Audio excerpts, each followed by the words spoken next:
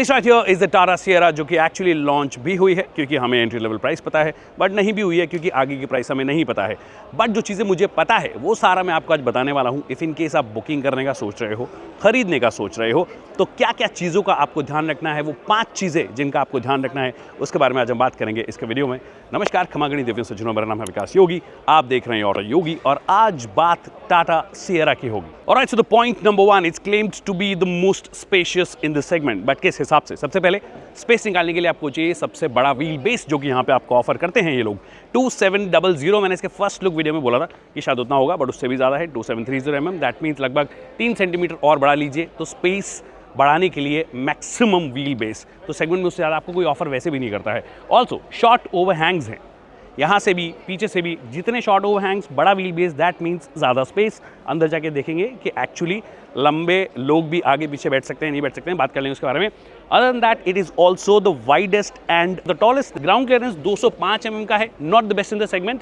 You still have better cars in that sense. Elevate जो है उसमें आपको 220 mm का ग्राउंड क्लियरेंस मिलता है, but 205 mm with a long wheel base आप उम्मीद कर सकते हो कि बहुत ही स्टेबल राइड ये लोग ऑफर कर सकते हैं, इवन विद द 19 इंचेस, क्योंकि वो एडवांटेज जो है इनको यहाँ पे मिलने वाली है। Also the boot space is the largest in the segment. I think लगभग 620 लीटर या के आसपास का है, जो कि अगेन सबसे ज़्यादा इसे बनाता है, सामान भी ज़्यादा कैरी कर पाओगे।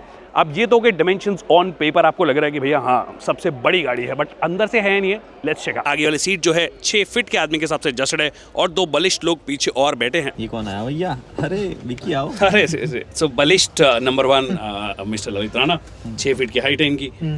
इनकी तो 5'8" सुनते आए हैं हम, अभी वही अभी भी। वैसे ये सिर्फ कद में बढ़ रहे, मतलब औहदे में बढ़ रहे हैं। मजा आ गया। मुझे लगा उम्र बोलोगे। वो मैं पढ़ रहा हूँ। एनीवे, 2-3 लोग बैठे हुए।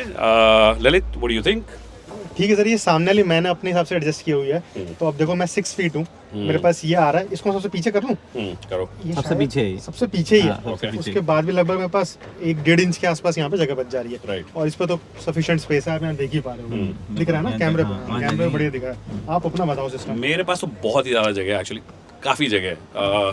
और सीट एक्चुअली यहाँ से ना थोड़ी चौड़ी भी है, मतलब यहाँ से बेस जो है इसका अच्छा खासा लंबा है, तो मेरे को तो थाई सपोर्ट में दिक्कत आ नहीं रही है।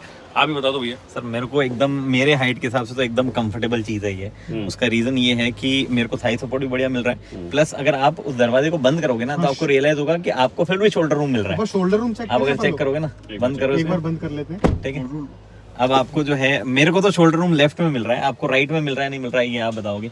आई थिंक मैं जिस हिसाब के 2 लोग हैं, और वैसे टेक्निकली ललित को बीच में नहीं बैठना चाहिए, लंबा आदमी है, मेरे को बीच में बैठना चाहिए।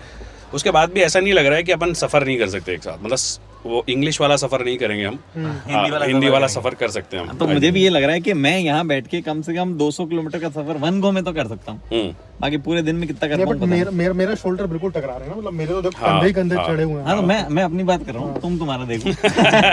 थोड़ा सा बट आई थिंक ओवरऑल अगर देखो तो ये पूरा सेगमेंट में अगर बात करोगे तो आई थिंक अगर 3 लोग पीछे वाली सीट पे बैठ रहे हैं तो this is the best that you can get, probably the best that you can get. Even Creta में मिडिल रो, क्योंकि दोनों साइड वाली जो सीट होती है वो थोड़ी ऐसी बनी होती है कि इंडिविजुअल के हिसाब से बनी हुई है, बीच में ऐसा कुछ बनता नहीं है हिसाब किताब। इसमें थोड़ा फ्लैट रखा है इन्होंने, मेरे को तो बढ़िया लग रहा है। अब ललित एक बार तुम साइड में बैठ जाओ, फिर तुम बताओ कि तुम्हें साइड में कैसा लग रहा है ओवरऑल। अगर मैं बीच में बैठता हूँ, मैं बीच में आ रहा हूँ, एक्चुअली काइंड ऑफ फ्लैट है ये सीट। अब आ गया हूँ मैं बीच में। टाटा ये कहाँ से निकला भैया? पता नहीं कहीं से कुछ निकलता है। यार निकल गया था अभी।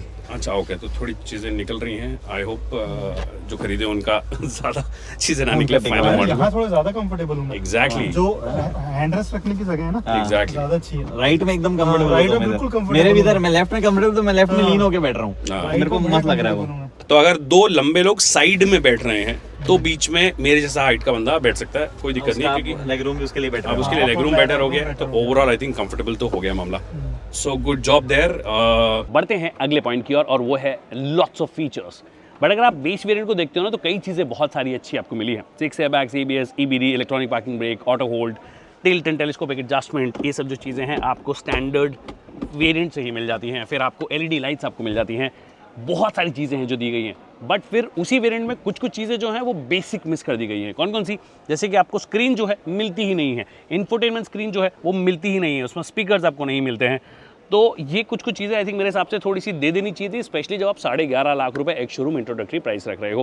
बट उसके ऊपर वाले वेरिएंट में जाते हो तो 10.25 इंच की टच स्क्रीन आपको मिल जाएगी, फिर यहाँ पे 4 इंच की MID मिल जाएगी। उससे ऊपर वाले में जाओगे 2 वेरिएंट्स में तो 10.25 इंच की टच स्क्रीन और 7 इंच की एक की आपको इंस्ट्रूमेंट क्लस्टर मिल जाएगा। सिर्फ टॉप एंड में जाओगे तो वहीं पर आपको ट्रिपल स्क्रीन लेआउट मिलता है। वैसे ट्रिपल स्क्रीन लेआउट आपको ना भी मिले तो भी चलेगा, क्योंकि ये जो लेआउट है ना मुझे पर्टिकुलरली बहुत अच्छा लग रहा है। 12.3 इंच की स्क्रीन आपको मिलने वाली है। यहाँ पर भी आपको ठीक ठाक बड़ी इंस्ट्रूमेंट क्लस्टर मिल जाती है और कलर कॉम्बिनेशन वाइज अभी तक तो ठीक लग रही है। स्मूथ ऑपरेशंस हैं, अभी तक जो लग रहा है वो नज़र आ रहा है कि स्मूथ ऑपरेशंस हैं। इन्होंने थोड़ी सी बेटर चिप भी यूज़ की, ऐसा कंपनी का कहना है कि ज़्यादा बेटर तरीके से रिस्पॉन्ड भी करती है। तो वो चीज़ें जो हैं आपको स्क्रीन के मामले में यहाँ पर मिलेगी। सो बेस में I think they should have offered at least a small screen. और तो अगला फीचर ADAS लेवल 2 भी आपको इस गाड़ी के साथ में मिलता है, जिसको टाटा मोटर्स लेवल 2 प्लस बोलती है। लेवल 2 प्लस इसलिए बोलती है कि अगर आप टॉप एंड वेरिएंट जा रहे हो तो उसमें आपको पीछे भी रेडार मिल जाता है, जो कि आपको एडिशनल फीचर जो है वो ऑफर करता है। अगर आप उसके नीचे वाला वेरिएंट अकम्प्लिश्ड, उसमें आपको ये कैमरा मॉड्यूल मिलेगा और आपको ये फ्रंट रेडार मिलेगा, जो कि आपको यहाँ पे क्लियरली नज़र आ रहा है। यहाँ पर आपको लोअर वेरिएंट में लगभग 13 फीचर्स मिलते हैं, टॉप एंड वेरिएंट में 22 फीचर्स मिलते हैं। बट सेफ्टी बहुत अच्छी है, क्रैश टेस्ट इन्होंने करके दिखा दिया, 2 सीराज बढ़ा के दिखा दी है, अच्छी बात है। बट 2 पार्किंग सेंसर्स आपको फ्रंट में मिलते हैं, 2 पीछे मिलते हैं। आई विश इनको 4 या 5 कर दिया जाता तो थोड़ा और बेहतर हो जाता है ओवरऑल। तो ये भी ADAS लेवल 2 इक्विप्ड अब गाड़ी हो गई है। इट्स जस्ट ये ADAS लेवल 2 को थोड़ा और डेमोक्रेटाइज किया जा सकता था, क्योंकि जिस हिसाब की प्राइसिंग एंट्री लेवल में रखी है, अगर मिड भी बहुत ज़्यादा महंगा हो गया तो फिर आप उम्मीद करने लग जाते हो इन सब फीचर्स की। And now the engine options. 3 engine options आपको मिलने वाले हैं इस गाड़ी के साथ में। ये है जिसके बारे में सबसे ज़्यादा बात की जा रही है। ये 1.5 लीटर का TGDI इंजन है। हालांकि जब 1.2 लीटर 3 सिलेंडर आया था TGDI, तभी भी बहुत ज़्यादा बात की जा रही थी, क्योंकि हमें लगा था कि गैसोलीन डायरेक्ट इंजेक्शन है, बहुत अच्छी पावर, बहुत अच्छी डिलीवरी, लीनियर पावर डिलीवरी मिलेगी, जहाँ पे किक चाहिए वहाँ पे किक भी मिलेगा, बट वो हमें नहीं मिला। I hope this is better because this is a 4 cylinder engine. This is 1.5 litre. ये आपको 160 PS की पावर देता है और 255 Nm का टॉर्क देता है। अनफॉर्चुनेटली इसके साथ में कोई भी मैनुअल ट्रांसमिशन ऑफर नहीं किया जाएगा, जो कि इसके कंपटीशन में ऑफर करते हैं। मतलब क्रेटा सेल्टॉस दोनों में आपको मिलता है। Creta Seltos on paper power के मामले में दोनों बराबर हैं। वो इंजन हमने चला है, काफ़ी अच्छा इंजन है, बट उनके साथ में एक एडवांटेज है, उस गाड़ी का वेट कम है। इस गाड़ी का वेट कंपैरेटिवली ज़्यादा होगा। कर्व वेट इन्होंने बताया नहीं है, बट ड्राइव पे धर्म कांटा ले जाएंगे या फिर तब तक ये बता देंगे। बट पॉइंट ये है, ये इंजन जो है इसके लिए मैं सबसे ज़्यादा एक्साइटेड हूँ। आई नो सबसे ज़्यादा बिकेगा नहीं, क्योंकि हम लोग टर्बोचार्ज इंजन खरीदते नहीं हैं, और इसीलिए लेकर आए हैं इसका 1.5 लीटर नेचुरली एस्पिरेटेड इंजन। अब कंपनी का कहना है कि ये 2 कंप्लीटली डिफरेंट इंजन है। देखिए टेक्नोलॉजी वाइज तो कंप्लीटली डिफरेंट है ही है। एक नेचुरली एस्पिरेटेड ऑफकोर्स है ही है और एक टर्बोचार्ज इंजन है ही है, पर जो ब्लॉक है वो एग्जैक्टली सेम है दोनों इंजन्स का, बट टेक्नोलॉजीज डिफरेंट हो गई हैं। पावर आउटपुट फिगर्स जो हैं वो आपके डिफरेंट इसी वजह से हो गए हैं। नॉन टर्बो 106 PS की पावर और 145 Nm का टॉर्क देता है आपको। Now is it enough for a Tata? क्योंकि टाटा की गाड़ियाँ कंपैरेटिवली थोड़ी भारी होती है, जब चलाएंगे तब इस बारे में डिटेल में बात करेंगे। बट इस इंजन के साथ में they want to go all out कि यहाँ पर आपको 6 स्पीड का मैनुअल ट्रांसमिशन भी मिलता है, आपको 7 स्पीड का DCA भी मिलता है, DCA dual clutch automatic. So if you are not a petrol head, अगर आप डीजल हेड हो मेरे जैसे, तो आपके लिए ये इंजन है। ये है 1.5 लीटर का 4 सिलेंडर इंजन। ये वही इंजन है जो कि टाटा की बहुत सारी कार्स में हम देख चुके हैं, बट कंपनी का कहना है कि इसको और ज़्यादा रिफाइन किया है, इस बार बेटर ट्यून किया है, इस गाड़ी के कैरेक्टर के हिसाब से किया है। अब किया नहीं किया चलाने के बाद पता पड़ेगा, बट मोटे मोटे तौर पर आपको इस वाले इंजन के साथ में 6 स्पीड का मैनुअल भी मिलेगा और 6 स्पीड का टॉर्क कन्वर्टर मिल रहा है। जी हाँ, DCA नहीं आ रहा है, टॉर्क कन्वर्टर एसिन से इन्होंने सोर्स किया है, जो कि ऑलमोस्ट इस पूरी कैटेगरी में बहुत सारे लोग हैं जो एसिन से सोर्स करते हैं। फाइनली एक टॉर्क कन्वर्टर है जो कि इनकी DCA से डेफिनेटली मुझे लगता है कि बेटर होना चाहिए। DCA is slightly lethargic, it's not that responsive. 6 speed 80 ज़्यादा रिलायबल भी होगा और ज़्यादा बेहतर शायद परफॉर्म भी करेगा, अगेन चलाने के बाद पता पड़ेगा। पर अगर आप ऑटोमेटिक लेते हो तो आपके लिए 118 PS की पावर, 280 Nm का टॉर्क आपको मिलने वाला है। अगर आप मैनुअल लेते हो तो 118 PS की पावर और 260 Nm का टॉर्क मिलता है। क्या इस वेट के हिसाब से परफेक्ट होगा? अगेन चला के पता पड़ेगा। अब बढ़ते हैं अगले पॉइंट पे। And now the pricing. अब देखिए प्राइसिंग का ये खेल है कि मेरे को सिर्फ बेस वेरिएंट की प्राइस पता है, क्योंकि वही इन्होंने अनाउंस की है। अभी एक नया तरीका शुरू हो गया, सब मैन्युफैक्चरर्स को करना है बेस वेरिएंट की प्राइस बताएंगे। कुछ मैन्युफैक्चरर्स थोड़े ऊपर की बताए थे, बट इन्होंने बेस से शुरू किया है। They probably want to check कि कैसा रिस्पॉन्स आता है। गाड़ी की वैल्यू जो मतलब एस्पिरेशनल वैल्यू जो है वो बहुत ज़्यादा है, शायद इसी वजह से 11.5 लाख प्राइस भी रखी है। 11.5 लाख में कुछ स्टैंडर्ड फीचर्स भी दिए हैं, बट कुछ मिस भी किए हैं। स्क्रीन नहीं दी है, स्पीकर्स नहीं है, कई सारी चीज़ें नहीं जो बेसिक होती है। तो 11.5 लाख मेरे हिसाब से थोड़ी सी ज़्यादा है। अगर इनको सच में क्रेटा की कमर तोड़नी थी तो एकदम बैंग ऑन प्राइसिंग शायद रख सकते थे, 10.7 10.8 लाख। और ये 11.5 लाख की जो प्राइस मैं बता रहा हूँ वो भी इंट्रोडक्टरी प्राइस है, तो इसका बढ़ना तय है। आई विश इसके जो मिड वेरिएंट्स है उनकी प्राइस थोड़ी सी बेहतर हो। अगर ऐसा हो जाता है तो सबके लिए बेहतर होगा।